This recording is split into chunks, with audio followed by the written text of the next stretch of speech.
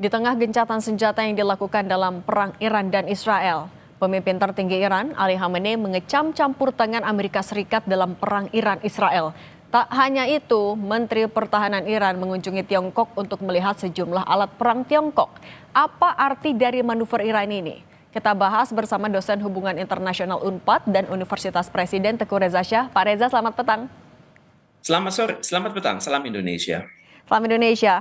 Pak Reza, di tengah gencatan senjata ini bukan hanya mengecam, tapi Iran juga mengancam Amerika Serikat apabila lagi-lagi ikut campur tangan. Apa yang bisa Anda baca? Pesan tersirat yang ada dari pernyataan Iran itu apa? Ya, pertama Amerika Serikat adalah pihak yang menyerang Iran ya. Jadi sebenarnya ini kan perang segitiga. Sebenarnya perang itu antara Iran melawan Israel, tapi Amerika Serikat sebagai pelindung Israel menjatuhkan pukulan yang mematikan kepada Iran. Jadi untuk itu tentunya Iran berpikir Amerika Serikat tidak memiliki kredibilitas untuk menekan Iran karena dia justru melanggar piagam PBB yang mengharuskan negara-negara tersebut menyelesaikan krisis itu secara damai dan mengedepankan negosiasi. Dan disitulah Iran mengatakan saya justru yang melindungi diri. Mengapa? Karena itu dunia hendaknya mengerti mengapa saya menyerang Israel dan saya juga merencanakan menyerang pangkalan-pangkalan Amerika Serikat yang ada di Timur Tengah. Dan untuk itu tentunya Iran juga berpikir Amerika Serikat tidak memiliki kredibilitas untuk menekan Iran. Menggantungkan harapannya kepada China karena China adalah negara yang hubungan perdagangannya sangat bagus dengan dengan Iran. Misalnya Iran mengekspor 14,57% itu ke China, kemudian ke Irak. Kemudian bisa dimengerti kalau Israel juga tergantung kepada Amerika Serikat, yakni 17,36%. Jadi di sini terlihat bahwa Iran tidak tergantung pada Amerika Serikat, tapi justru tergantung kepada China. Dapatlah dimengerti kalau Menteri Luar Negeri Iran datang ke Cina untuk menghadiri konferensi namanya Shanghai Cooperation Organization. Artinya pertemuan Menhan Iran ke Tiongkok ini sebenarnya patut diwaspadai juga oleh AS dan Israel.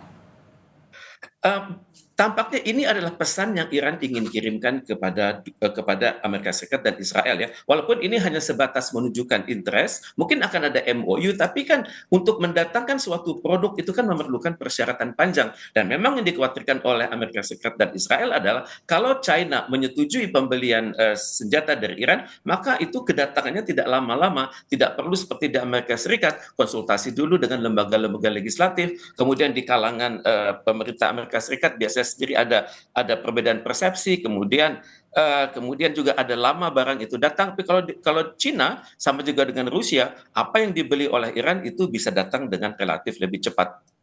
Pak Reza, tapi artinya kalau juga mempertimbangkan manuver yang dilakukan oleh masing-masing negara, akankah gencatan senjata ini akan bisa berlangsung lama? Uh, Gencatan senjata ini dapat dikatakan itu sungsang dari awal ya, karena tidak dipikirkan secara sistematis. Amerika Serikat kan sangat ingin gencatan senjata itu cepat, karena ini merupakan pelarian dari konflik di dalam negeri yang saat ini sedang tinggi. Kalau kita perhatikan di media massa, itu aksi demo yang justru mendukung Palestina itu semakin banyak. Juga Amerika Serikat sedang tidak ramah dengan internal di dalam negerinya sendiri, dengan Senat Presiden Donald Trump sedang tidak akur, kemudian juga dengan Elon Musk juga tidak akur, kemudian dengan pimpinan lembaga intelijen nasional juga tidak akur. Tampaknya pemboman yang dilakukan kepada Iran tersebut dapat diibaratkan sebagai mengambil kesempatan di tengah kesempitan. Jadi untuk itu saya pikir tidak akan berjalan lama. Juga bagi Iran dan Israel, permusuhan mereka itu sudah sangat lama. Iran mengkhawatirkan suatu prospek Israel Raya yang membentang hingga Sungai Efrat dan Sungai Tigris. Kemudian juga Israel mengkhawatirkan Iran hanya Iran yang berpotensi untuk mengalahkan Israel saat ini. Nah, Pak Dan Reza, juga Iran sedang tinggi motivasinya, siap. kondisi di dalam negeri Amerika Serikat inikah yang juga jadi alasan kenapa Trump mengklaimnya akan melakukan pertemuan delegasi dengan Iran pekan depan, padahal juga Iran membantah soal itu? Betul, tidak ada konsultasi antara Iran dan Amerika Serikat saat ini. Tapi Amerika Serikat tampaknya ingin selalu dianggap sebagai peacemaker di dunia, negara yang mengupayakan perdamaian di dunia. Sikap ini didukung oleh Israel yang justru menominasikan Donald Trump sebagai pemegang Nobel Prize untuk tahun ini. Tapi perlukah sebenarnya pertemuan antara Iran dan Amerika Serikat dilakukan dalam waktu dekat sebenarnya?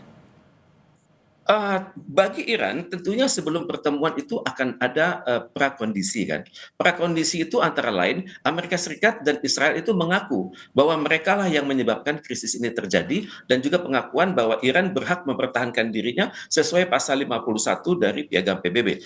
Kemudian dalam pandangan saya, Iran juga akan berpikir bahwa apapun perjanjian dengan Amerika Serikat nanti, perjanjian damai harus melibatkan potensi dari Palestina untuk menjadi negara yang merdeka, berdaulat dan bersatu, dan selanjutnya juga negara ini akan hidup berdampingan dengan Israel. Walaupun sikap ini masih dipertentangkan di sebagian masyarakat Iran, tapi tampaknya disetujui oleh mayoritas negara-negara di Timur Tengah.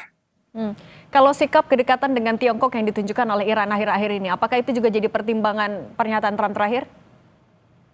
Ya, Trump wajib khawatir ya, karena Tiongkok ini merupakan negara termasuk negara yang memiliki nuklir bersama-sama dengan Inggris, Perancis, Amerika Serikat dan Rusia, dan juga Cina ini sangat vokal dalam upaya-upaya perdamaian dunia. Maka karena itu Amerika Serikat khawatir China berpotensi melibatkan negara-negara di Asia, Afrika dan Latin Amerika untuk mengelola sikap yang keras di Majelis Umum PBB. Seperti kita ketahui, ketergantungan negara-negara Asia, Afrika, Latin Amerika kepada Cina sudah semakin besar, apalagi Cina tidak tanggung-tanggung membiayai proyek infrastruktur dalam kerangka Belt and Road Initiative.